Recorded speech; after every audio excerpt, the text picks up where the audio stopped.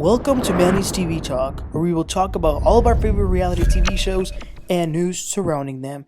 Grab a snack, a drink, and get comfortable because this starts now. Hello, everybody, and welcome back. Today we're going to be talking about the new episode of The Valley. That's episode 4. Let's get right into it. Jasmine, or sorry, not Jasmine. Oh, we're not. my Was like God. we're not going No, over. we're not. Well, she's saying.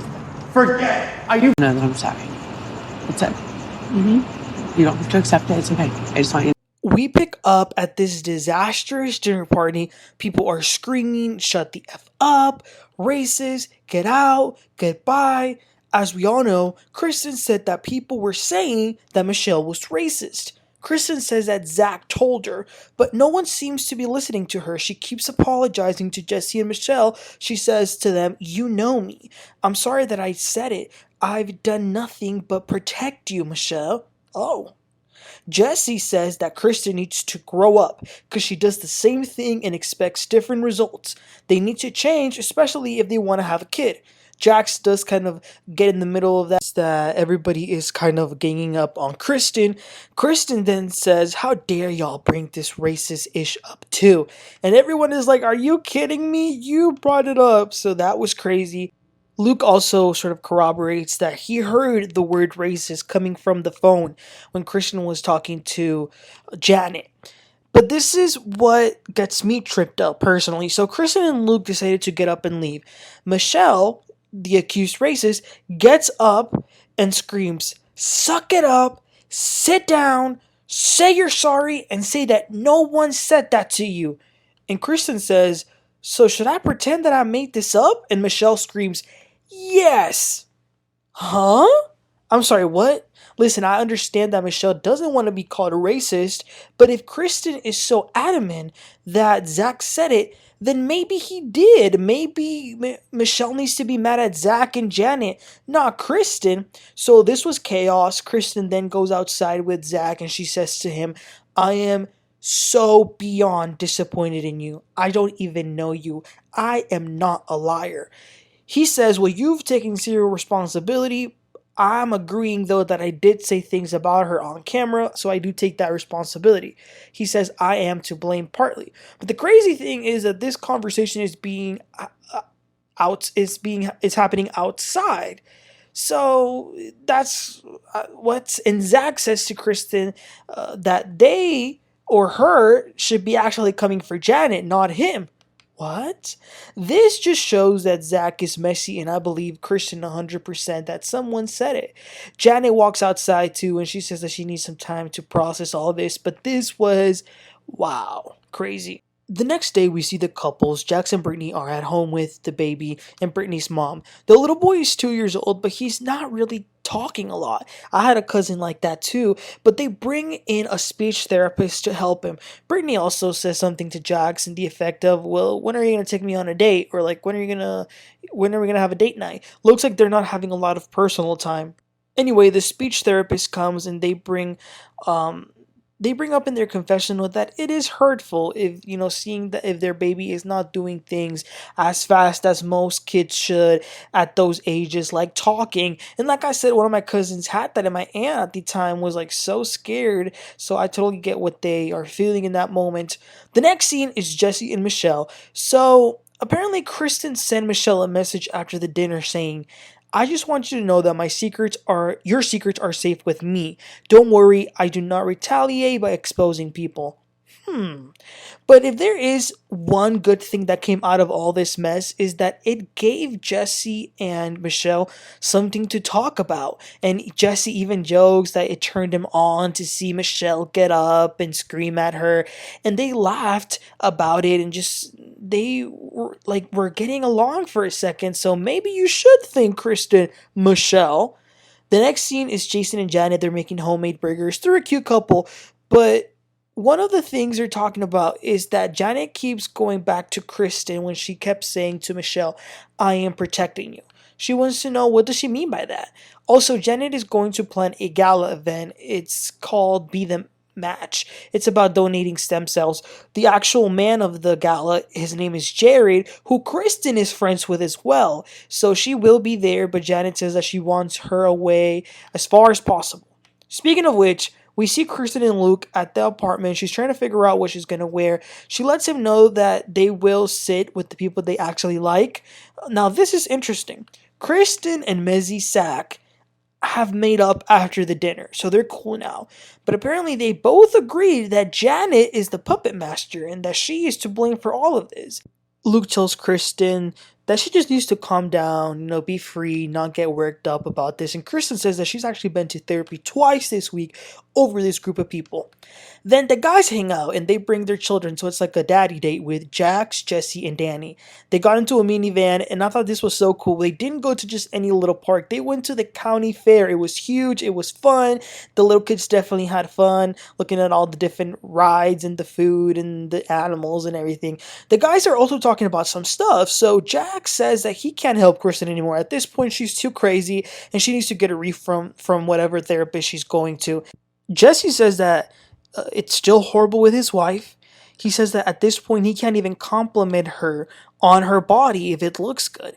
Jesse says that Michelle used to show up at his house back in the day with nothing on but a trench coat, and he would take it off and he would apparently pour wax on her. But at this point he can't even light up a candle in peace. Again, I see why they're having problems.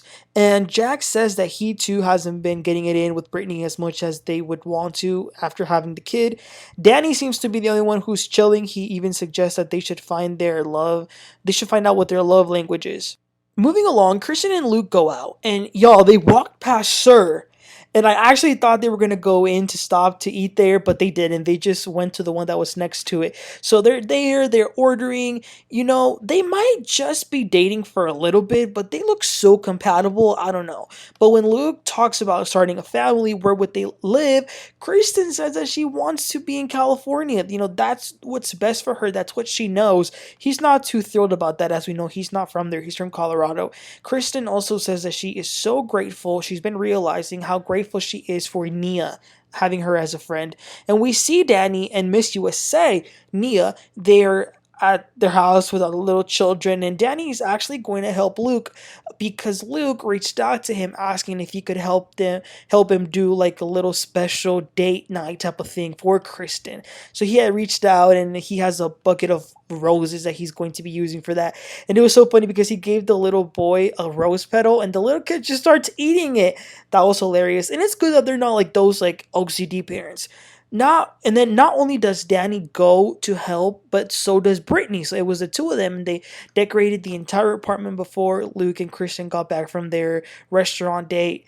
It was so nice that they would do this. It was a mess, but they set up candles and petals, so that was really nice. Then it is the day for the gala. I will say though, I thought it was so embarrassing that Janet, Jason, Jax and Brittany rode together, and Janet is asking her husband what the limit is for what she can spend on the auction.